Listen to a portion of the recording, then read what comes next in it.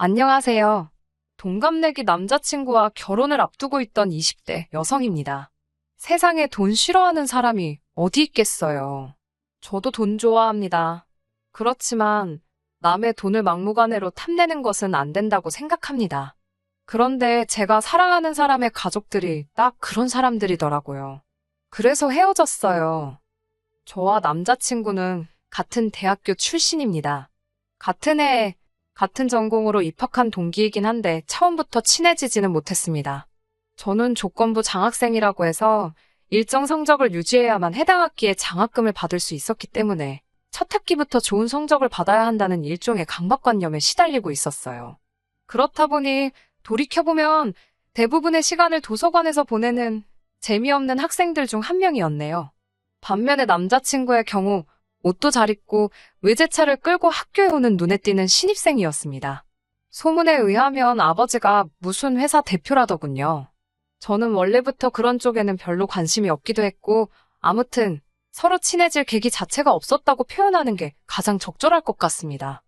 그러다 2학년 1학기가 끝날 때쯤 저에게 좋은 기회가 생겨서 미국으로 1년간 어학연수를 가게 되었습니다.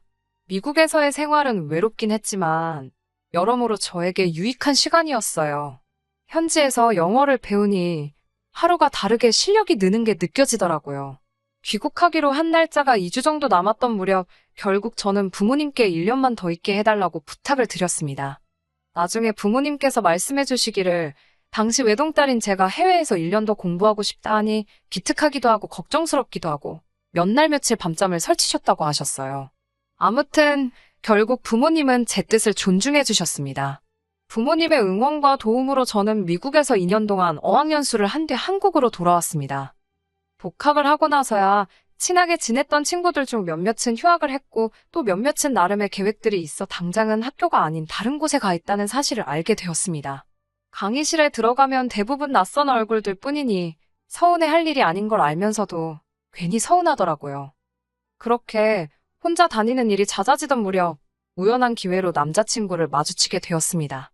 남자친구가 먼저 제 이름을 부르며 잘 지냈냐고 묻더라고요. 남자친구가 제 이름을 기억하고 있다는 사실에 살짝 놀랐습니다.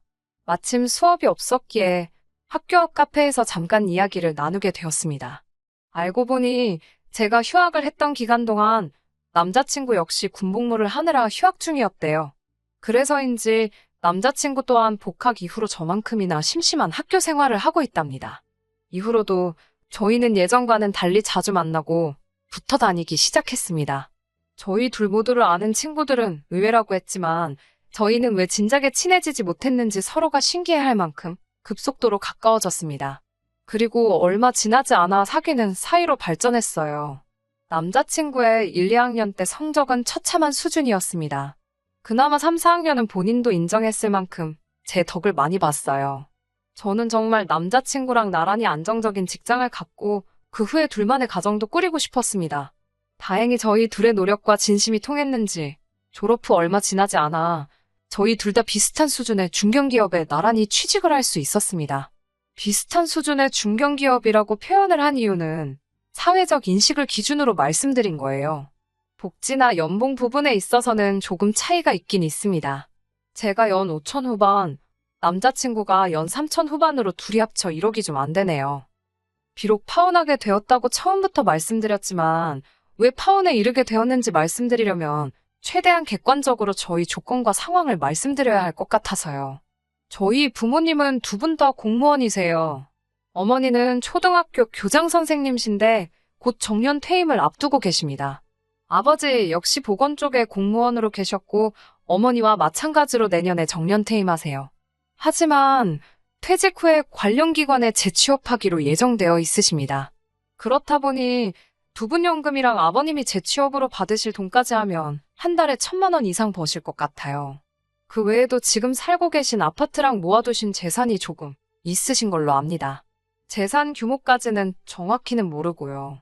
다만 노후는 확실하게 보장되어 있고요. 그런데도 저희 부모님이 계속해서 돈을 버시는 이유는 딱 한 가지입니다. 부모님 힘 닿는 데까지 조금이라도 더 벌어서 저 결혼할 때 그리고 저 살면서 혹시나 힘들 때 조금이라도 보태주고 싶으시다 하셨습니다. 반면에 남자친구의 사정은 달랐습니다. 앞서 언급했던 것처럼 대학교에 입학했을 당시 교내에는 남자친구가 무슨 기업의 아들이라더라, 아버지가 무슨 회사 대표라더라, 별의별 소문이 다 돌았습니다.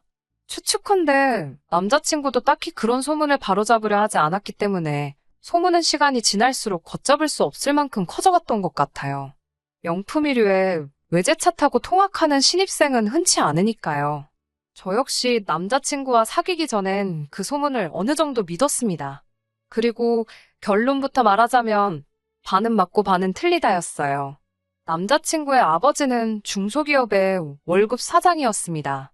아버님께서는 젊은 시절에 취득하신 특수 자격증으로 어느 중소기업에서 소위 자격증을 빌려주시고 사장이라는 직함을 받으신 분이셨습니다. 그에 걸맞는 예우로 비교적 적지 않은 월급과 차를 제공받으셨고요. 하지만 남자친구와 결혼 이야기가 나오기 시작했을 때 남자친구가 저에게 한 가지 사실을 털어놓았습니다. 솔직히 말하자면 자기가 알기로는 집에 목돈이 없다고 하더라고요. 집안 재정 상황이 그렇게 된 데에는 그럴 만한 사정이 있다면서 들려준 이야기는 충격적이었습니다. 부끄러운 이야기지만 남자친구가 중학생이던 시절 아버님께서 다른 여자분과 부적절한 관계를 맺으셨답니다. 뒤늦게 그 사실을 알게 되신 어머님께서는 큰 충격과 배신감에 한동안 무척 힘들어하셨고요. 그 이후로 어머님은 아버님께 복수를 하신다면서 아버님이 돈만 벌어오시면 벌어오시는 족족 다 써버리셨답니다. 싸구려 물건이건 명품이건 가릴 것 없이요. 심할 때는 구입한 물건이 택배로 도착해도 몇 날 며칠 뜯어보지도 않을 때도 있다고 했습니다. 대학교 신입생 시절 남자친구가 입고 걸치고 오던 것들도 남자친구가 좋아서 산 것들이 아니라 어머님이 거의 반강제로 사다 입힌 거나 다름없다고 했어요. 차는 솔직히 아버님은 안 된다고 하셨지만 자기가 그냥 몰래 끌고 나왔던 거라고요. 그때는 남자친구도 어린 나이였기에 주변 또래들의 부러워하는 시선이 싫지만은 않더랍니다. 게다가 막상 실제로 누가 찾아와서 이러쿵저러쿵 따지지도 않았을 뿐더러 그다지 궁금해하지도 않는 눈치였다고요. 그렇다 보니 의도치 않게 저를 속이게 되었다며 늦게나마 저에게 미안하다 했습니다. 아무튼 솔직한 심정으론 남자친구의 부모님이 경제적으로 여유가 있으신 분들이라면 좋았겠지만 아니라고 해도 저에게 큰 문제가 될 것은 없었습니다. 주변 사람들이 말하기를 안 주고 안 받는 것도 괜찮다고 했거든요. 이런 생각을 할 때만 해도 진지하게 결혼 이야기가 나왔던 시기도 아니었고요. 하지만 사귄 지 4주년이 되던 날 저는 예상치 못했던 프로포즈를 받게 되었어요. 결혼 이야기가 나온 뒤 처음으로 남자친구 부모님께 인사를 드리기 위해 남자친구 집으로 향했어요. 제법 오랜 시간 동안 연애했지만 남자친구 부모님께 인사를 드리는 건 이번이 처음이었습니다. 사실 남자친구가 몇 번이나 어머님 아버님과 식사 자리를 만들어 보려고 노력했던 걸로 알고 있어요. 하지만 그때마다 남자친구보다 8살 많은 누나가 뭐가 그렇게 급해서 안달이냐며 남자친구에게 무안을 준다고 하더라고요. 지난해에도 아버님 생신이라고 해서 간단하게 인사만 드리려고 했는데 또 그 소리를 하더라는 이야기를 듣고는 저도 기분이 좋지만은 않았어요. 남자친구는 누나와 사이가 좋은 편은 아니었습니다. 남자친구의 누나는 질투가 많고 충동적인 성격이라는 게 남자친구의 설명이었어요. 남자친구의 누나는 고등학교 졸업 후 추가 합격으로 운 좋게 그나마 전문대학에 합격하긴 했지만 그나마도 1년을 채 다니지 못하고 가족들과 상의도 없이 때려쳤답니다. 그 이후로 아르바이트를 전전하다 언젠가부터 네일아트를 하겠다며 가게를 차려달라고 그렇게 아버님을 들들 볶았나 봐요. 견디다 못한 아버님이 대출을 받아 가게를 차려주셨는데 가게에서 손님들과 싸울 줄 누가 상상이나 했겠어요? 거기다가 음주운전으로 사고까지 내면서 이런저런 합의금으로 그나마 아버님이 얼마 쥐고 계시던 돈도 다 써버리고 퇴직금까지 미리 갑을 받으셨다는 걸 알았을 때는 남자친구도 정말 화가 나서 돌아버리는 줄 알았대요. 그러니 남자친구의 입장에서도 아무리 피를 나는 형제일지라도 누나가 곱게 보일 리는 없었겠지요. 아무튼 이런 대략적인 상황을 아는 상태에서 남자친구의 식구들을 만나러 가게 되었습니다. 저나 남자친구나 반대 방향이긴 해도 서울에 살고 있었기 때문에 찾아가는 길이 어렵지는 않았어요. 저도 다른 사람들처럼 화과자에 꽃바구니를 준비했습니다. 남자친구의 집은 평범한 30평대 아파트였어요. 도착하니 어머님 아버님께서 반갑게 맞아주셨습니다. 어머님은 당신이 어제 시간이 없어 제대로 준비를 못하셨다며 그냥 있는 반찬이랑 대충 한 끼 먹자고 하셨습니다. 대신 다음에는 더 맛있는 거 먹으러 가자고 하셨어요. 제가 원래 반찬 투정을 하거나 입이 까다로운 사람은 아니에요. 하지만 식탁을 쓱 보니까 국이나 찌개는 고사하고 마른 밑반찬 몇 가지에 계란 후라이가 전부더라고요. 저도 사람인데 당연히 실망했어요. 하지만 밥을 먹으러 온 것도 아니고 가뜩이나 긴장한 상태라서 어차피 무엇을 먹는들 제대로 소화시킬 자신도 없었기에 애써 그러려니 생각하려고 했습니다. 밥 한 숟갈 뜨려는데 어머님하고 아버님 두 분이서 이야기를 시작하시더라고요. 듣자 하니 아버님은 반년 안에 회사를 나오신답니다. 그리고는 반년에서 1년 정도는 쉬시다가 경비일 알아봐야지 그러시는 거예요. 그 이야기를 듣는데 제가 다 걱정이 되었습니다. 짧은 순간이었지만 별의 별 생각이 다 들었거든요. 현역으로 계실 때 결혼식을 올려야 하는데 라는 생각부터 시작해서 요새는 경비일도 구하기 어렵다던데, 그리고 남자친구 말로는 집에 목돈이 하나도 없댔는데 무슨 돈으로 반년이건 1년이건 버티시려고 그러지. 별의별 생각들이 머릿속을 스쳤어요. 하지만 정작 어머님은 아무런 걱정이 없어 보이셨습니다. 저희를 보시더니 애들이 도와주겠지 그러시는데 정말 깜짝 놀랐습니다. 제가 어떻게 도와드리냐고 물었습니다. 사실 처음 인사드리러 간 자리니까 좋은 게 좋은 거라고 일단은 적당히 맞장구를 쳐드릴 수도 있었지만 그랬다가 제 팔자 제가 꼬게 될 수도 있잖아요. 그래서 처음에 인사하러 올 때부터 할 말은 똑바로 해야겠다고 생각하고 왔거든요. 어머님께서는 저를 물끄러미 쳐다보시더니 남자친구 쪽으로 시선을 돌리시고는 그럼 부모가 힘든데 모른 척 할 거냐고, 안 도와줄 거냐고 되물으셨어요. 그래도 내가 지금까지 키워줬는데 당연히 챙겨줘야 되는 게 도리 아니냐고요. 그러면서 제 남자친구는 당신의 노후 대책이고 연금이랍니다. 그러자 남자친구가 난처한 듯 저를 쳐다보더니 어머님께 챙겨드린다고 대답했어요. 남자친구의 대답을 듣고는 솔직히 실망스러웠습니다. 사실 인사드리러 오기 전 저희 둘이 나름대로 결혼하면 어떻게 생활을 할 것인지에 대해서 예산도 짜보고 이야기를 나눴었거든요. 저는 부모님께 도움을 받을 수 있었지만 남자친구가 받을 형편이 안 되니 차라리 양가 도움 없이 각자 모은 돈과 대출로 결혼을 하기로 했어요. 반반 생활비 하는 집도 많다던데 저희는 일단 저축하는 게 제일 큰 목표기 때문에 네 돈 내 돈 할 것 없이 같이 모으는데 주력하기로 했고요. 명절, 생일을 제외하고는 외식이나 목돈 지출을 자제하자고도 했습니다. 그렇게 해서 5년 안에 저희 두 사람 이름으로 된 집을 사는 게 최종 목표였어요. 그런데 어머님이 한마디 하니까 설령 어머님 기분 맞춰드리려고 별뜻 없이 한 소리라고 해도 저와 한 이야기가 있음에도 불구하고 쉽게 말을 바꾸는 남자친구를 보니 김이 확 새더라고요. 결혼 후에도 어머님과 제 사이에 무슨 일이 생기면 늘 저런 식이지 않을까 하는 걱정도 되었고요.